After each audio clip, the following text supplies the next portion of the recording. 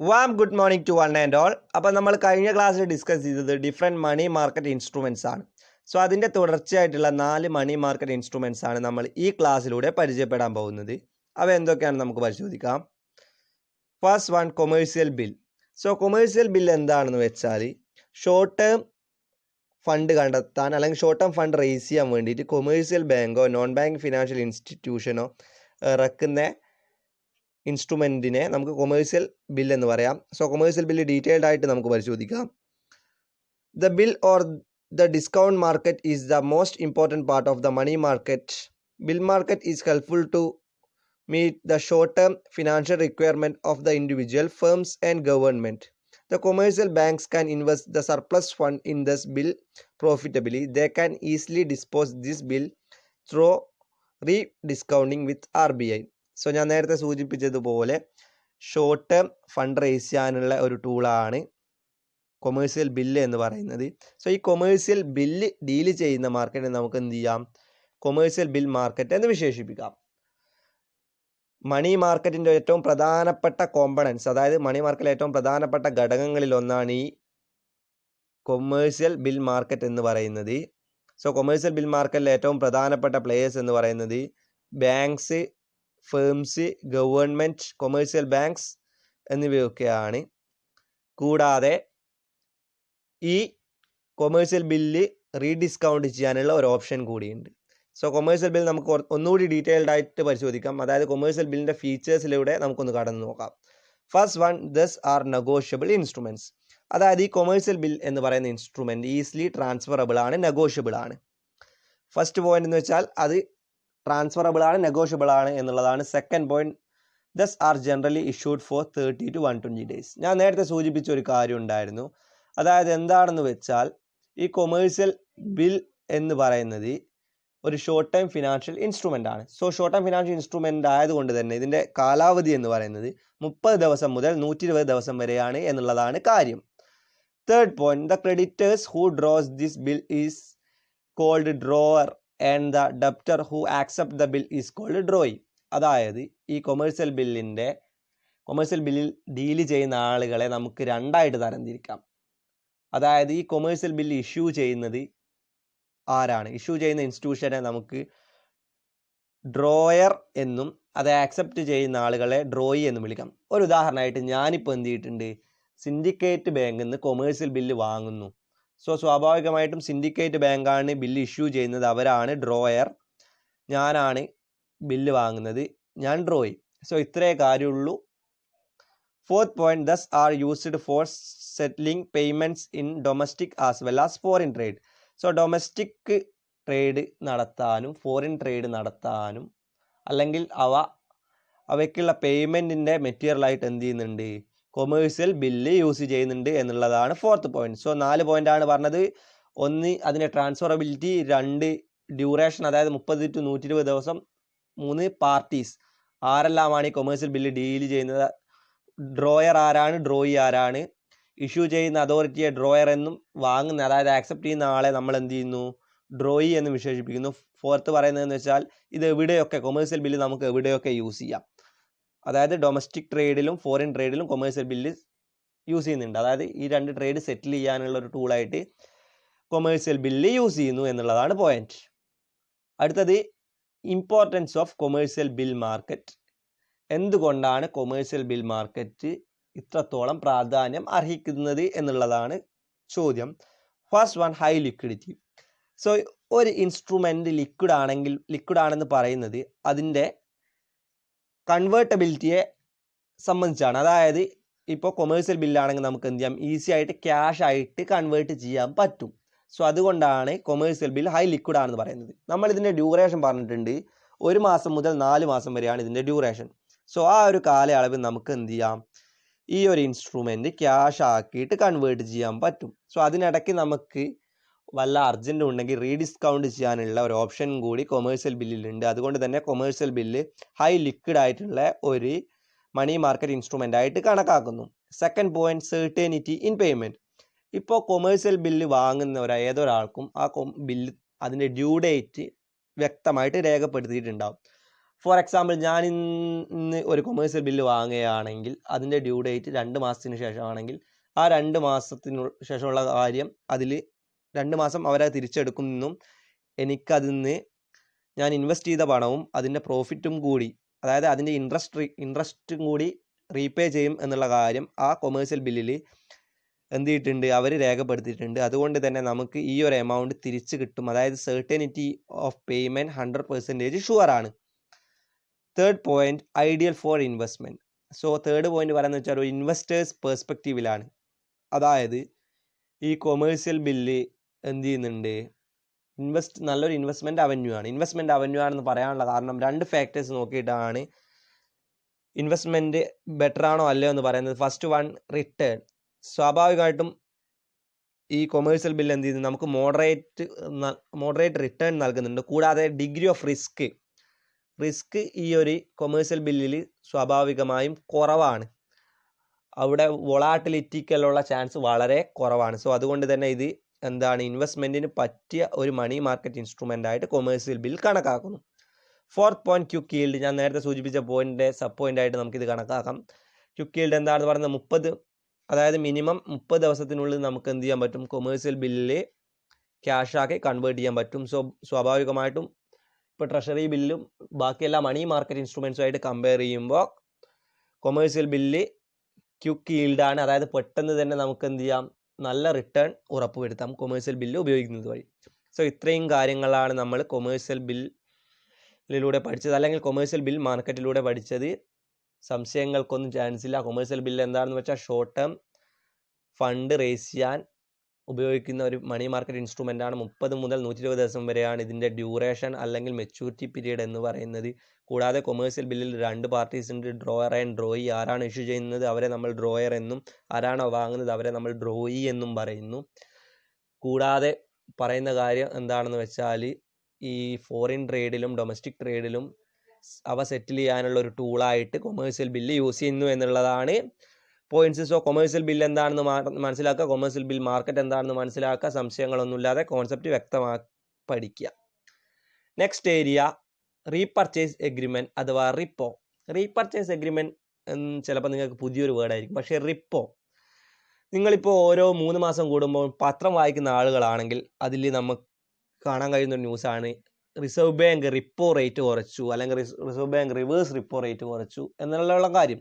So അതുമായിട്ട് ബന്ധപ്പെട്ട ഒരു കോൺസെപ്റ്റ് തന്നെയാണ് റിപ്പോ എന്ന് പറയുന്നത്. സോ റിപ്പോ എന്താണെന്ന് സിമ്പിളായിട്ട് പറഞ്ഞാൽ, റിപ്പോ എന്ന് വെച്ചാൽ RBIയും കൊമേഴ്സ്യൽ ബാങ്കും തമ്മിലുള്ള ഒരു, സിമ്പിളായിട്ട് പറഞ്ഞാൽ RBIയും കൊമേഴ്സ്യൽ ബാങ്കും തമ്മിലുള്ള ഒരു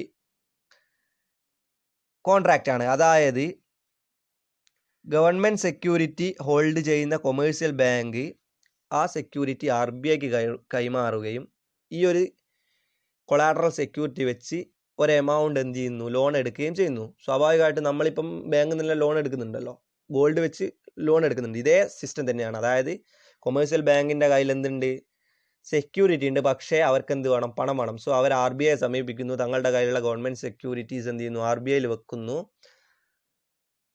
അവർ ലോൺ എടുക്കുന്നു. സ്വാഭാവികമായും ഒരു ചെറിയ ഷോർട്ട് ടേമിലേക്കാണ് ഈ റിപ്പോ അല്ലെങ്കിൽ റീപർച്ചേസ് എഗ്രിമെൻറ്റിൽ ഏർപ്പെടുന്നത്. സോ സ്വാഭാവികമായും ലോൺ എടുക്കുമ്പോൾ എന്ത് ചെയ്യുന്നു, RBI ഈ കൊമേഴ്സ്യൽ ബാങ്കിന് ഒരു പണം, ഇപ്പോൾ ഫോർ എക്സാമ്പിൾ RBI കൊമേഴ്സ്യൽ ബാങ്കിൽ നിന്ന് ലോൺ എടുക്കുന്നത് 100 കോടി രൂപയാണ്. സോ ഈ കൊമേഴ്സ്യൽ ബാങ്ക് എന്ത് ചെയ്യണം, തിരിച്ച് 110 കോടി രൂപ 2 മാസത്തിനുള്ളിൽ, ഉദാഹരണമാണ്, 110 കോടി രൂപ 2 മാസത്തിനുള്ളിൽ ആർക്ക് നൽകണം, RBIക്ക് നൽകണം. സോ ഈ ഒരു എഗ്രിമെൻറ്റിനെയാണ് നമ്മൾ റിപ്പോ എന്ന് പറയുന്നത്. സോ റിപ്പോ എഗ്രിമെൻറ്റ് ഒന്നുകൂടി വ്യക്തമായിട്ട് പറഞ്ഞുതരാം. അതായത് സിമ്പിളായിട്ട് പറഞ്ഞാൽ കൊമേഴ്സ്യൽ ബാങ്കും റിസർവ് ബാങ്കും തമ്മിലുള്ള ഒരു എഗ്രിമെൻ്റാണ് റിപ്പോ എന്ന് പറയുന്നത്. സോ റിപ്പോയിൽ ചെയ്യുന്നത് എന്താണെന്ന് വെച്ചാൽ, കൊമേഴ്സ്യൽ ബാങ്ക് അവരുടെ കയ്യിൽ വെച്ചുള്ള ഗവൺമെൻറ് സെക്യൂരിറ്റി വെച്ച് റിസർവ് ബാങ്കിൽ നിന്ന് ലോൺ എടുക്കുന്നു.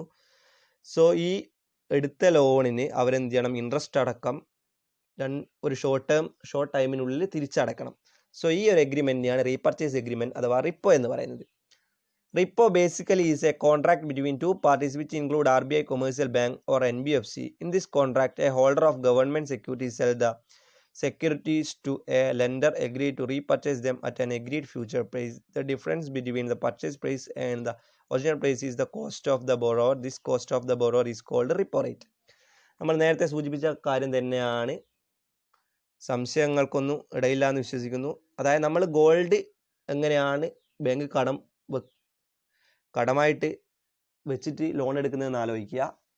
സോ അതേ കേസ് തന്നെയാണ് ഈ റിപ്പോൻ്റെ കേസിലും. അതായത് കൊമേഴ്സ്യൽ ബാങ്ക് അല്ലെങ്കിൽ നോൺ ബാങ്ക് ഫിനാൻഷ്യൽ ഇൻസ്റ്റിറ്റ്യൂഷൻ അവരുടെ കയ്യിലുള്ള ഗവൺമെൻറ് സെക്യൂരിറ്റിയും കൊണ്ട് റിസർവ് ബാങ്കിൻ്റെ അടുത്ത് പോകുന്നു. എന്നിട്ട് റിസർവ് ബാങ്കിൻ്റെ കയ്യിൽ നിന്ന് എന്ത് ചെയ്യുന്നു, ആ ഗവൺമെൻറ് സെക്യൂരിറ്റി വെച്ചിട്ട് ലോൺ വാങ്ങുന്നു. അതായത് ഈ ഒരു ലോണിൻ്റെ പ്രത്യേകത എന്ന് വെച്ചാൽ ഷോർട്ട് ടേം ആണ്. അതായത് മാക്സിമം വളരെ കുറഞ്ഞ പീരീഡിലേക്ക് ഈ റിപ്പോ അല്ലെങ്കിൽ റീപർച്ചേസ് എഗ്രിമെൻറ്റിൽ ഏർപ്പെടാൻ പറ്റും. സോ സ്വാഭാവികമായിട്ടും അവർക്കിപ്പോൾ 150 രൂപ കിട്ടിയെന്ന് വിചാരിച്ചാൽ നമ്മൾ അത് തിരിച്ച് കൊടുക്കുന്ന സമയത്ത് ഇൻട്രസ്റ്റ് റേറ്റും കൂടി പേ ചെയ്യണം. അതായത് 150-ന് 165 എന്ന് പറഞ്ഞൊരു ഇൻട്രസ്റ്റ് റേറ്റ് പേ ചെയ്യണം. സോ ഈ ഒരു എഗ്രിമെൻറ്റ് നമ്മൾ എന്ത് പറയുന്നു, റീപർച്ചേസ് എഗ്രിമെൻറ്റ് എന്ന് പറയുന്നു. സംശയമൊന്നുമില്ല എന്ന് വിശ്വസിക്കുന്നു, വ്യക്തമായിട്ട് മനസ്സിലാക്കുക.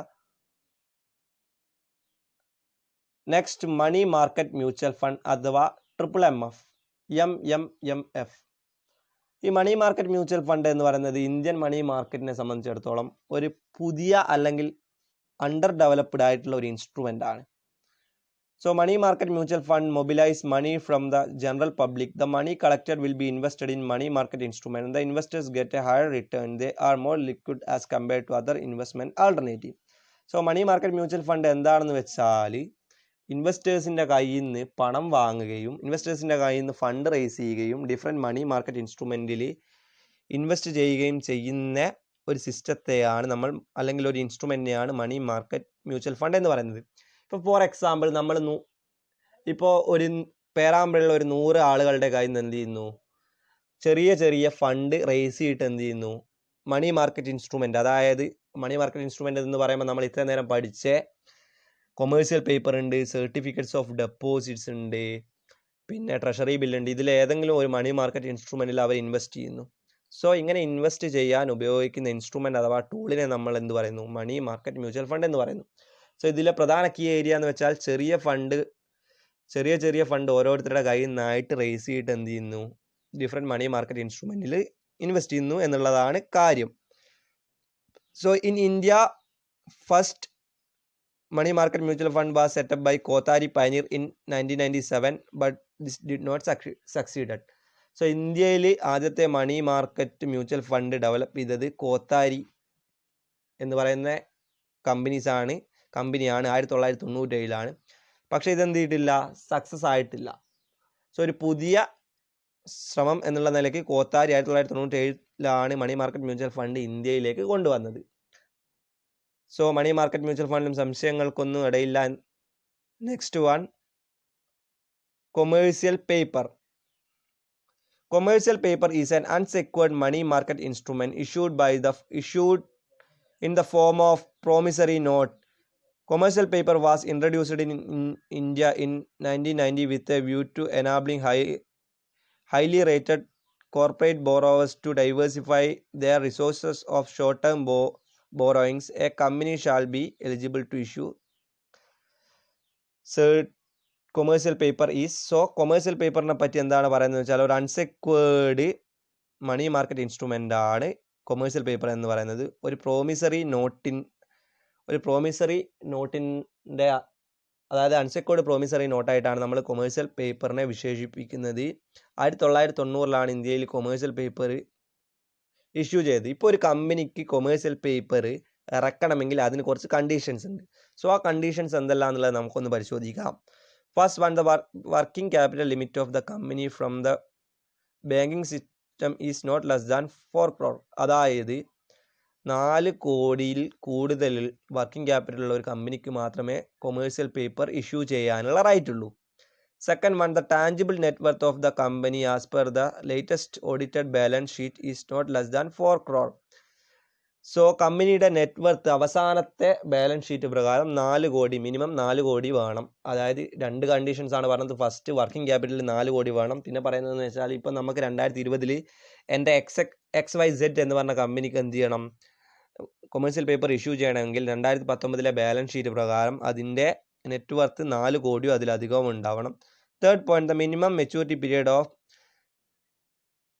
commercial paper is 7 days. The minimum credit rating shall be P2 of CRISIL or such equivalent rating by other agencies. So credit rating എന്താണെന്ന് വെച്ചാൽ ഡെപ്റ്റ് paying capacity of a firm ആണ് ക്രെഡിറ്റ് റേറ്റ് എന്ന് പറയുന്നത്. അതായത് ഒരു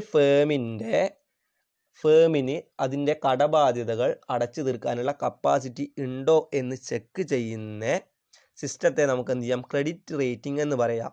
ഇതിലിപ്പോൾ ഇന്ത്യയിൽ ഒരുപാട് ക്രെഡിറ്റ് റേറ്റിംഗ് ഏജൻസി ഉണ്ട്. അതിൽ പ്രധാനപ്പെട്ടതാണ് ക്രിസിൽ, സ്മേര, അങ്ങനെയുള്ള കുറച്ചെണ്ണമാണ്. ക്രിസിൽ എന്ന് വെച്ചാൽ ക്രെഡിറ്റ് റേറ്റിംഗ് ഏജൻസി ആണെന്നുള്ള കാര്യം മനസ്സിലാക്കുക. സോ മിനിമം P2, അതായത് ഓരോ ലെവലായിട്ടുണ്ട്. അതിൽ P2 റേറ്റിംഗ് കിട്ടിയാൽ മാത്രമേ നമുക്ക് എന്ത് ചെയ്യാൻ പറ്റൂ, കൊമേഴ്സ്യൽ പേപ്പർ ഇറക്കാൻ പറ്റൂ. സോ കൊമേഴ്സ്യൽ പേപ്പറിൻ്റെ കാര്യം എന്ന് വെച്ചാൽ അതിന് ഡെപ്റ്റ് പേ ചെയ്യാനുള്ള, അതായത് ഈ കൊമേഴ്സ്യൽ പേപ്പർ ഇറക്കി കഴിഞ്ഞാൽ അത് തിരിച്ചടക്കാനുള്ള കപ്പാസിറ്റി ഉണ്ടോ എന്നുള്ള റേറ്റിങ്ങിനെയാണ് നമ്മൾ ക്രെഡിറ്റ് റേറ്റിംഗ് എന്ന് പറയുന്നത്. So commercial paper unsecured promissory note പോലെ ഇറക്കുന്ന ഒരു ഫിനാൻഷ്യൽ മണി മാർക്കറ്റ് ഇൻസ്ട്രുമെൻ്റ് ആണ് കൊമേഴ്സ്യൽ പേപ്പർ. 7 ദിവസമാണ് അതിൻ്റെ മിനിമം മെച്യൂരിറ്റി പീരീഡ് എന്ന് പറയുന്നത്. 1990 ഇന്ത്യയിൽ ആദ്യമായിട്ട് കൊമേഴ്സ്യൽ പേപ്പർ ഇഷ്യൂ ചെയ്യുന്നത്.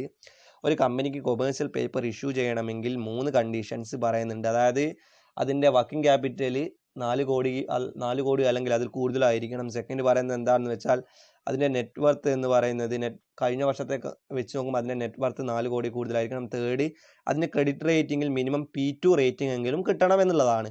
സോ കൊമേഴ്സ്യൽ പേപ്പറും കൃത്യമായിട്ട് മനസ്സിലാക്കുക. Next one American depository receipts and global depository receipts.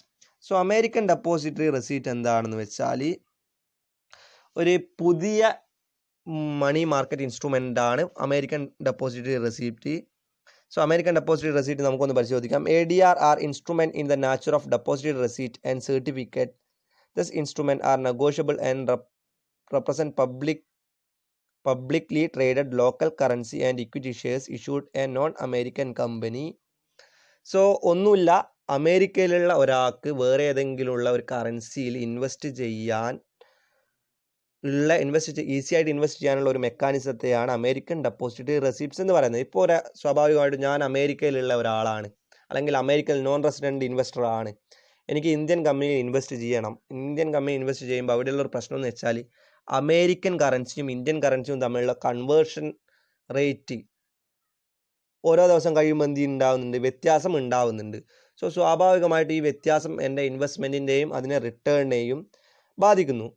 So ഈ ഒരു പ്രശ്നം പരിഹരിക്കാൻ ഒരു പരിധിവരെ കഴിയുന്ന, അല്ലെങ്കിൽ ഒരു പരിധിവരെ സഹായിക്കുന്ന സിസ്റ്റമാണ് അമേരിക്കൻ ഡെപ്പോസിറ്ററി സിസ്റ്റം, അല്ലെങ്കിൽ അമേരിക്കൻ ഡെപ്പോസിറ്ററി റെസിപ്റ്റ് എന്നുള്ളത്. സോ അമേരിക്കൻ ഡെപ്പോസിറ്ററി റെസിപ്റ്റിൻ്റെ ഇത്രയും കാര്യങ്ങൾ മനസ്സിലാക്കുക. US ഒരാൾക്ക് വേറെ ഒരു രാജ്യത്തെ സ്റ്റോക്കിൽ അല്ലെങ്കിൽ വേറെ ഒരു രാജ്യത്തെ ഇക്വിറ്റി ഷെയർസിൽ ഇൻവെസ്റ്റ് ചെയ്യുമ്പോൾ ഉണ്ടാകുന്ന ഒരു പ്രശ്നമാണ് ഈ കൺവേർഷൻ റേറ്റിൽ ഉണ്ടാകുന്ന വൊളാറ്റിലിറ്റി. അതൊരു പരിധിവരെ കുറയ്ക്കാനും അവർക്ക് ലിക്വിഡിറ്റി ഉറപ്പുവരുത്താനും സഹായിക്കുന്ന ഡെപ്പോസിറ്ററി സിസ്റ്റമാണ് അമേരിക്കൻ ഡെപ്പോസിറ്ററി സിസ്റ്റം എന്ന് പറയുന്നത്. സോ ഗ്ലോബൽ ഡെപ്പോസിറ്ററി സിസ്റ്റം എന്തായിരിക്കും അന്നേരം ഒന്ന് ആലോചിച്ച് നോക്കൂ. സോ അമേരിക്കൻ ഡെപ്പോസിറ്റ് സിസ്റ്റത്തിൽ ഒരാൾ എന്ത് ചെയ്യണം, അമേരിക്കക്കാരനായിരിക്കണം. ആ അമേരിക്കയിൽ മാത്രമേ ഈ അമേരിക്കൻ ഡെപ്പോസിറ്റ് റെസിപ്റ്റ്സ് എന്ന് പറഞ്ഞ ഒരു കോൺസെപ്റ്റ് അല്ലെങ്കിൽ ഒരു സിസ്റ്റത്തിന് എന്ത് വാലിഡിറ്റി ഉള്ളൂ. ഈ ഗ്ലോബൽ ഡെപ്പോസിറ്ററി റെസിപ്റ്റ്സിന് ഒരു ഉദാഹരണം പറഞ്ഞുതരാം. ഇപ്പോൾ UK ഒരാൾക്ക് എന്ത് ചെയ്യണം, ഇന്ത്യൻ കറൻസി അല്ലെങ്കിൽ ഇന്ത്യയിൽ ഇൻവെസ്റ്റ് ചെയ്യണം. ഇന്ത്യയിൽ ഇൻവെസ്റ്റ് ചെയ്യണമെന്ന് വെച്ചാൽ അമേരിക്കൻ ഡെപ്പോസിറ്റ് റെസിപ്റ്റ് വഴി അത് പോസിബിൾ അല്ല. കാരണം എന്ന് വെച്ചാൽ അവിടെയുള്ള ബേസിക് കണ്ടീഷൻ എന്ന് വെച്ചാൽ ഒരാൾ എന്ത് ചെയ്യണം, അമേരിക്കയിലുള്ള ആൾ തന്നെ ആയിരിക്കണം എന്നുള്ളതാണ് കാര്യം. സോ ഈ ഗ്ലോബൽ ഡെപ്പോസിറ്റ് റെസിപ്റ്റ്സ് എന്ത് ചെയ്യുന്നുണ്ട്, ഈ അമേരിക്കക്കാരനല്ലാത്ത ആളുകൾക്ക് വേറൊരു രാജ്യത്തെ കറൻസിയിൽ ഇൻവെസ്റ്റ് ചെയ്യാനും ആ കൺവേർഷൻ റേറ്റിൻ്റെ പ്രശ്നങ്ങൾ ഒരു പരിധി വരെ സോൾവ് ചെയ്യാനും സഹായിക്കുന്നുണ്ട് എന്നുള്ളതാണ് ഗ്ലോബൽ ഡെപ്പോസിറ്റ് റെസിപ്റ്റ്സിൻ്റെ കാര്യം.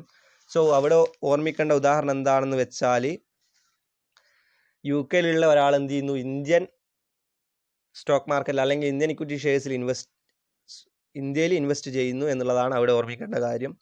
സോ ഇത്രയുമാണ് മണി മാർക്കറ്റിൽ നമ്മൾ പഠിച്ചത്.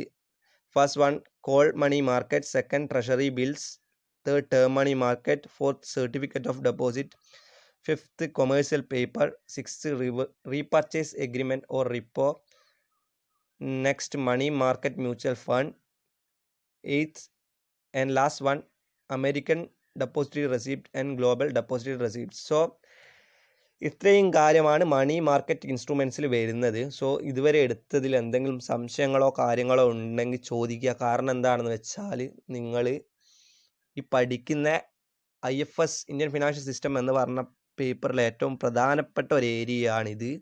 സോ അതിൻ്റെ ഒരു പ്രാധാന്യത്തോടെ തന്നെ കാര്യങ്ങൾ മനസ്സിലാക്കുക. എന്തെങ്കിലും സംശയങ്ങളോ കാര്യങ്ങളോ ഉണ്ടെങ്കിൽ എന്ത് ചെയ്യുക, കൃത്യമായിട്ട് ചോദിക്കുക. ക്ലിയർ ചെയ്ത് നമുക്ക് എന്ത് ചെയ്യാം, മുന്നോട്ട് പോവാം. Thank you.